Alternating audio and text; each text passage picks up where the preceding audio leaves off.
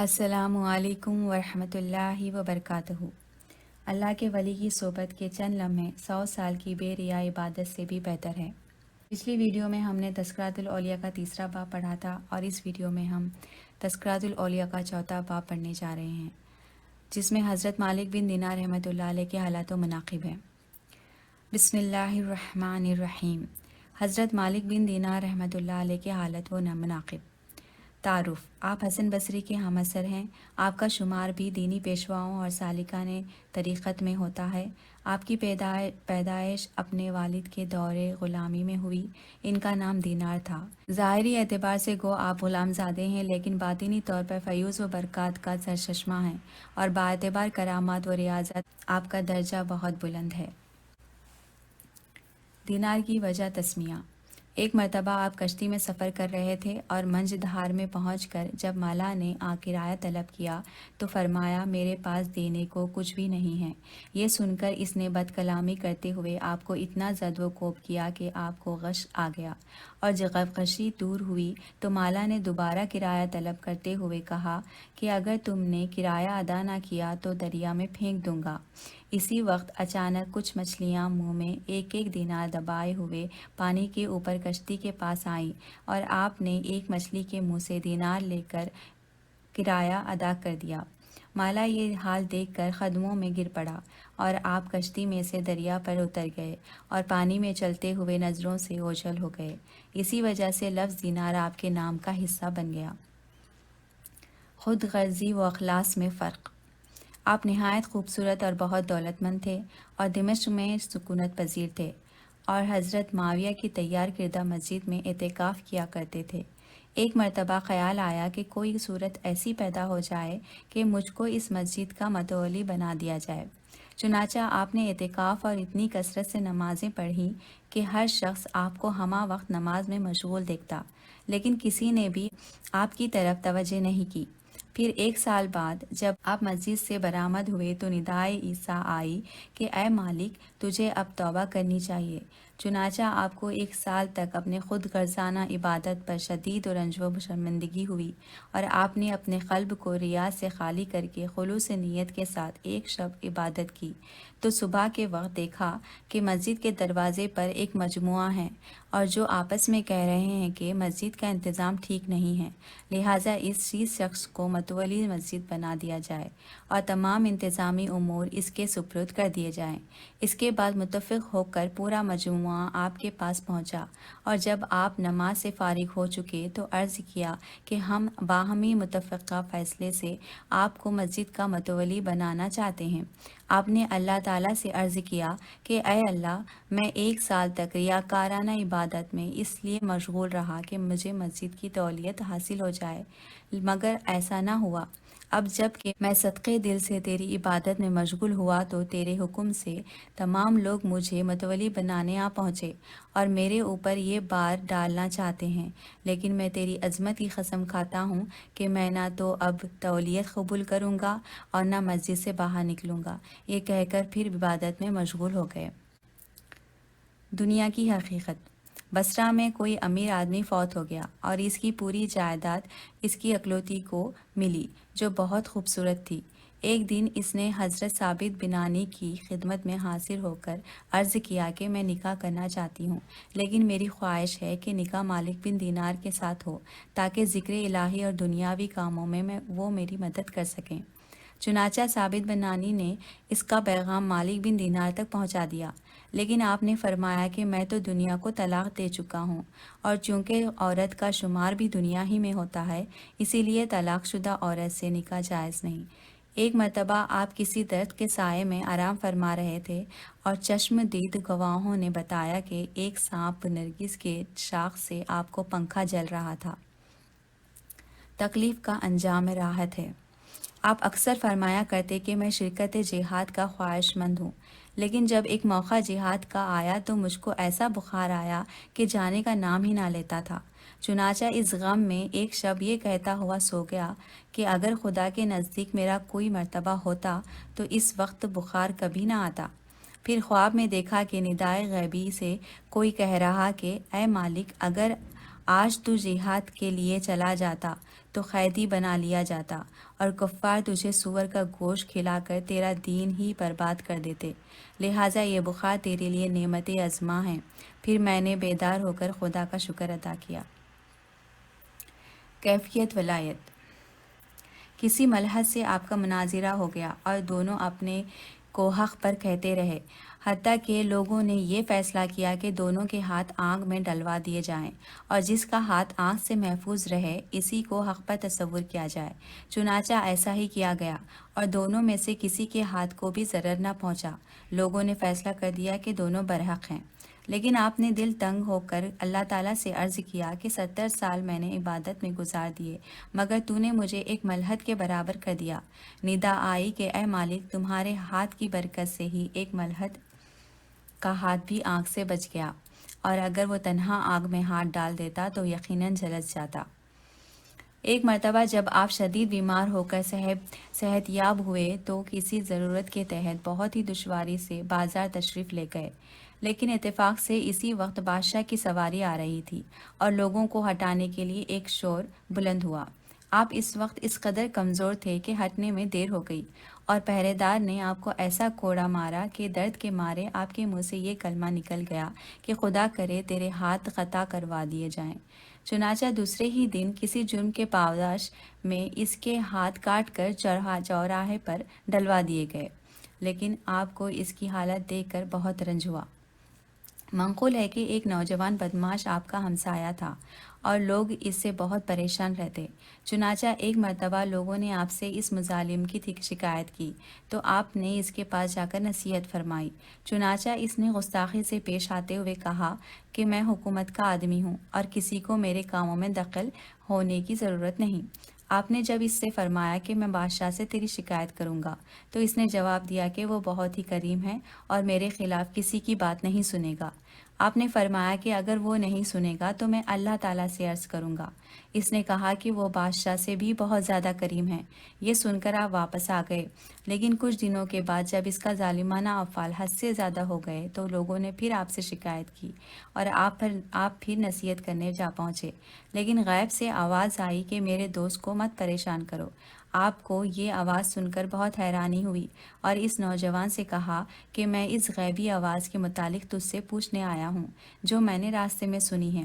اس نے کہا کہ اگر یہ بات ہے تو میں اپنی تمام دولت راہ خدا میں خیرات کرتا ہوں، اور پورا سامان خیرات کر کے نامعلوم سمت کی طرف چلا گیا، جس کے بعد سوائے مالک بن دینار کے کسی نے اس کو نہیں دیکھا، اور آپ نے بھی مکہ معظمہ میں اس حالت میں دیکھا کہ بہت ہی کمزور مرنے کے قریب تھا اور کہہ رہا تھا کہ خدا نے مجھ کو اپنا دوست فرمایا ہے، اس پر اور اس کے احکام پر جان و دل سے نثار ہوں، اور مجھے علم ہے کہ اس کی رضا صرف عبادت ہی سے حاصل ہوتی ہے، اور آج سے میں اس کی رضا کے خلاف کام کرنے سے تائب ہوں۔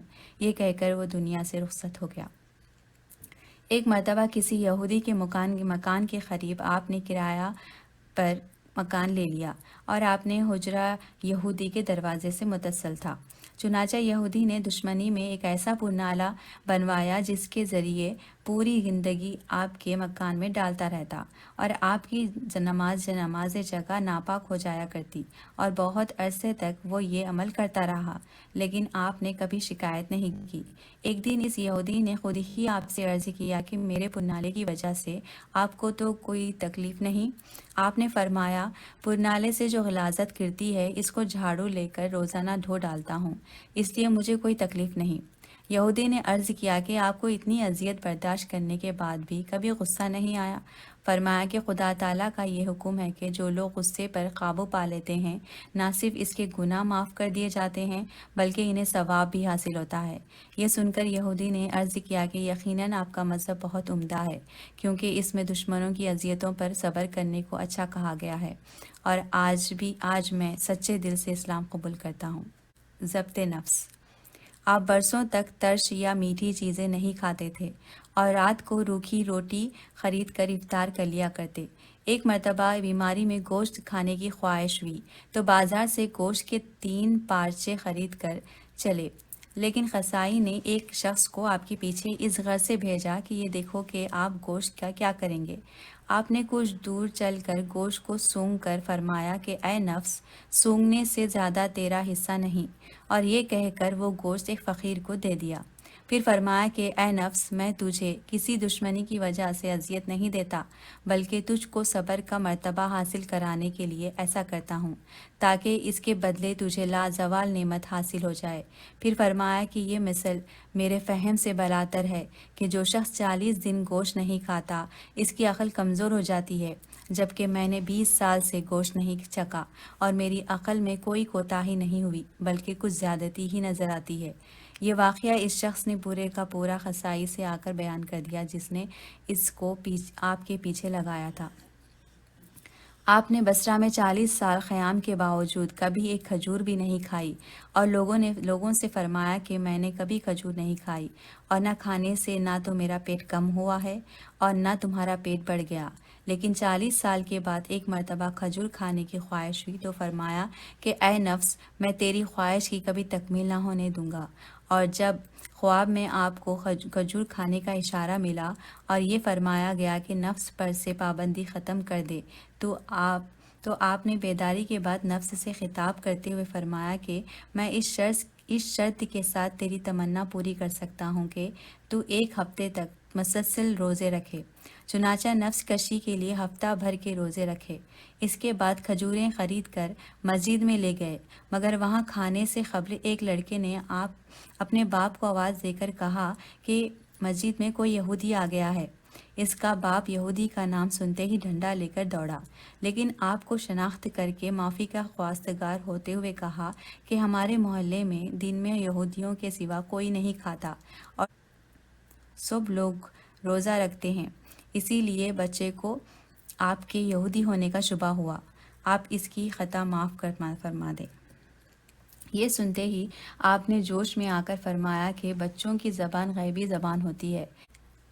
پھر اللہ تعالیٰ سے عرض کیا کہ بغیر کھجور کھائے ہوئے تو آپ نے یہودیوں میں شامل کر دیا، اور اگر کہیں کھا لیتا تو نامعلوم کفار سے بھی زیادہ میرا برا انجام ہوتا، لہٰذا میں قسم کھا کر کہتا ہوں کہ اب کبھی کھجور کا نام بھی نہ لوں گا۔ گناہوں کا اثر۔ آپ کسی مریض کی بیمار پرسی کے لیے تشریف لے گئے، اور وہ چونکہ مرنے کے قریب تھا، اس لیے آپ نے اس کو کلمہ پڑھنے کی تلقین فرمائی، لیکن وہ کلمہ پڑھنے کے بجائے بار بار 10 اور 11 کہتا رہا۔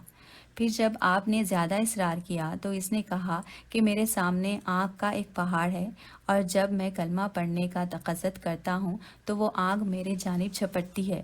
آپ نے جب لوگوں سے اس کے متعلق پوچھا تو انہوں نے بتایا کہ یہ سود خور بھی تھا اور کم تولنے والا بھی۔ ایک مرتبہ بصرہ میں کسی جگہ آگ لگ گئی، اور آپ جب اپنا عصا اور جوتے لے کر چھت پر چڑھے تو لوگوں کو ایسی مصیبت میں دیکھا کہ کچھ تو آگ میں جل رہے ہیں اور کچھ کود کر نکلنے کی کوشش میں ہیں، اور کچھ اپنا سامان نکالنے کے چکر میں ہیں۔ یہ دیکھ کر فرمایا کہ ہلکے پھلکے لوگ تو نجات پا گئے اور بھاری بھرکم لوگ ہلاک ہوئے، اور قیامت کے دن بھی یہی منظر ہوگا۔ خوف خدا۔ ایک مرتبہ جعفر بن سلیمان آپ کے ہمراہ سفر حج میں تھے، اور جس وقت آپ نے لبیک اللہم لبیک پڑھنا شروع کیا تو آپ کے اوپر غشی طاری ہو گئی، اور ہوش آنے کے بعد جعفر بن سلیمان نے غشی کا سبب دریافت کیا تو فرمایا کہ میں اس خوف سے بے ہوش ہو گیا تھا کہ لبیک کی آواز نہ آ جائے۔ جب آپ ایاک نعبد و ایاک نستعین قرات کرتے تو مضطرب ہو کر رونے لگتے اور فرماتے کہ اگر یہ آیت قرآن کی نہ ہوتی تو میں کبھی نہ پڑھتا، کیونکہ اس کا مفہوم یہ ہے کہ اے اللہ، میں تیری عبادت کرتا ہوں اور تجھ سے ہی مدد مانگتا ہوں، حالانکہ ہم نفس کے ایسے پجاری ہیں کہ خدا کو چھوڑ کر دوسروں سے اعانت کے طالب ہوتے ہیں۔ آپ رات میں قطعاً آرام نہیں کرتے تھے، اور ایک دن آپ کی صاحبزادی نے کہا کہ آپ اگر تھوڑی دیر آرام فرما لیا کریں تو بہتر ہے۔ آپ نے فرمایا کہ اے بیٹی، ایک طرف تو میں قہر الہی سے ڈرتا ہوں، اور دوسری جانب یہ اندیشہ رہتا ہے کہ دولت سعادت کہیں مجھے سوتا دیکھ کر واپس نہ ہو جائے۔ لوگوں نے جب اس جملے کا مفہوم پوچھا تو فرمایا کہ میں نعمت تو اللہ تعالیٰ کی کھاتا ہوں اور اطاعت شیطان کی کرتا ہوں۔ پھر فرمایا کہ اگر مسجد کے دروازے پر کوئی یہ صدا لگائے کہ سب لوگوں میں بدتر کون ہے، تو اسے مجھ سے بدتر کوئی نہیں ملے گا۔ حضرت عبداللہ نے یہ سن کر فرمایا کہ مالک بن دینار کی عظمت کا اندازہ ان کے صرف اسی قول سے لگایا جا سکتا ہے۔ خود شناسی۔ کسی عورت نے آپ کو ریاکار کے نام سے آواز دی تو آپ نے فرمایا کہ 20 سال سے کسی نے میرا اصلی نام لے کر نہیں پکارا تھا، لیکن شاباش، تو نے اچھی طرح پہچان لیا کہ میں کون ہوں۔ پھر فرمایا کہ جب میں مخلوق کو اچھی طرح پہچان لیا تو مجھ کو اس کی قطعاً خواہش نہیں رہی کہ مجھے کوئی نیک یا بد کہے، اس لیے کہ میں نے ہر اچھا یا برا کہنے والے کو مبالغہ کرنے والا پایا۔ لہٰذا لوگ خواہ مجھے نیک کہیں یا بد، میں روز حشر ان سے کوئی بدلہ نہیں لوں گا۔ اقوال زری۔ فرمایا کہ جس سے قیامت کے دن کوئی فائدہ حاصل نہ ہو، اس کی صحبت سے کیا فائدہ؟ کیونکہ اہل دنیا تو فالودہ کی طرح ہے، جو ظاہر میں خوش رنگ اور باطن میں بد مزہ ہوتا ہے، اور اس دنیا سے اسی لیے اجتناب بہتر ہے کہ اس نے علماء کو بھی اپنا تابع بنا لیا ہے۔ فرمایا کہ جو لغو باتیں زیادہ کرتے ہیں اور عبادت کم، اس کا علم قلیل، قلب اندھا اور عمر رائے گاں ہیں، کیونکہ میرے نزدیک اخلاص سے بہتر کوئی عمل نہیں۔ فرمایا کہ اللہ تعالیٰ نے حضرت موسیٰ کے بذریعے وحی حکم دیا کہ فولادی عصا لے کر زمین پر چلو اور ہر جدید اور عبرت انگیز شے کی جستجو کرو، اور اس وقت تک ہماری حکمت و نعمت کا مشاہدہ کرتے رہو جب تک جوتے گھس نہ جائیں اور عصا ٹوٹ نہ جائے۔ اس کا مفہوم یہ ہے کہ ضبط و فکر سے کام لینا چاہیے، جیسے عربی کا ایک مقولہ ہے، دین ایک روشن دلیل ہے اور اس میں نرمی و آہستگی کے ساتھ مشغول رہو۔ اور تورات میں ہے کہ ہم نے تمہیں اپنا مشتاق بنایا لیکن تم نہ بنا سکے۔ پھر آپ نے فرمایا کہ میں نے آسمانی کتابوں میں دیکھا ہے کہ اللہ تعالیٰ نے حضور اکرم صلی اللہ علیہ وسلم کی امت کو 2 ایسی نعمتیں عطا فرمائی ہے جو جبریل اور میکائیل کو بھی عطا نہیں ہوئی۔ اول نعمت یہ ہے، فاذکرونی اذکرکم، تم مجھے یاد کرو میں تمہیں یاد کروں گا، اور دوسری نعمت یہ ہے، ادعونی استجاب لکم، تم مجھے پکارو میں تمہاری دعا قبول کروں گا۔ فرمایا کہ تورات میں اللہ تعالیٰ کا یہ قول میں نے پڑھا ہے کہ اے صدیقین، میرے ذکر سے دنیا میں آرام کے ساتھ زندگی گزارو، کیونکہ دنیا میں میرا ذکر بہت بڑی نعمت ہے اور آخرت میں اس سے اجر عظیم حاصل ہوگا۔ فرمایا کہ بعض آسمانی کتابوں میں ہے کہ جو دنیا کو محبوب تصور کرتا ہے، میرا ادنا برتاؤ اس کے ساتھ یہ ہے کہ میں ذکر و مناجات کی لذت سے اس کو خالی کر دیتا ہوں، اور جو شخص خواہشات دنیا کی طرف دوڑتا ہے، شیطان اس کو فریب دینے کی اس لیے فکر نہیں کرتا کہ وہ تو خود ہی گمراہ ہے۔ منقول ہے کہ کسی نے مرتے وقت آپ سے وصیت کرنے کی خواہش کا اظہار کیا تو فرمایا کہ تقدیر الہی پہ راضی رہے تاکہ تجھ کو عذاب حشر سے نجات مل سکے۔ پھر کسی شخص نے اس کے انتقال کے بعد خواب میں جب اس کا حال دریافت کیا تو اس نے کہا کہ گو میں بہت ہی گنہگار تھا، لیکن صرف حسن خیال کی وجہ سے میری نجات ہوئی جو مجھے اللہ تعالیٰ کی بندہ نوازی پر تھا۔ صبر کا پھل۔ کسی بزرگ نے خواب میں دیکھا کہ آپ کو اور حضرت محمد واسع کو بہشت کی جانب لے جایا جا رہا ہے۔ اس بزرگ کے دل میں خیال آیا کہ دیکھو مالک بن دینار جنت میں پہلے پہنچتے ہیں یا محمد واسع۔ چنانچہ یہ دیکھ کر مالک بن دینار کو پہلے داخل بہشت کیا۔ بزرگ نے پوچھا کہ محمد واسع تو مالک بن دینار سے زیادہ عامل و کامل تھے۔ ملائکہ نے جواب دیا کہ تم صحیح کہتے ہو، محمد واسع کے پہننے کے لیے 2 لباس تھے اور مالک کے پاس صرف ایک، لہٰذا صبر و ضبط کی نسبت مالک کی طرف زیادہ ہے، اس لیے انہیں جنت میں بھیجا گیا۔ بہت شکریہ۔ اگلی ویڈیو میں انشاءاللہ عز و جل حضرت محمد واسع رحمۃ اللہ علیہ کے حالات و مناقب پڑھیں گے۔ جب تک کے لیے اجازت مرحمت فرمائیے۔ آپ ہمارے لیے دعا کیجئے، ہم آپ کے لیے دعا گو ہیں کہ اللہ تعالی ہمیں اور آپ کو تا حیات علم کی اسی طرح خدمت کرنے کی توفیق عطا فرمائیں، آمین۔ گزارش ہے کہ ویڈیو کو لائک کریں اور میرے چینل کو سبسکرائب کریں۔ جزاک اللہ خیر۔